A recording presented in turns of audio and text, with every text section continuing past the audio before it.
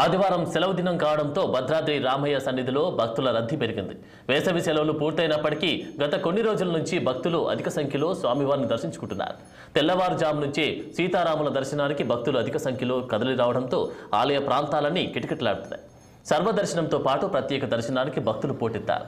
ఆదివారం సందర్భంగా ప్రధాన ఆలయాల్లోని లక్ష్మణ సమేత సీతారాముల మూలవర్లకు ఆలయ అర్చకులు విశేష అభిషేకం నిర్వహించారు.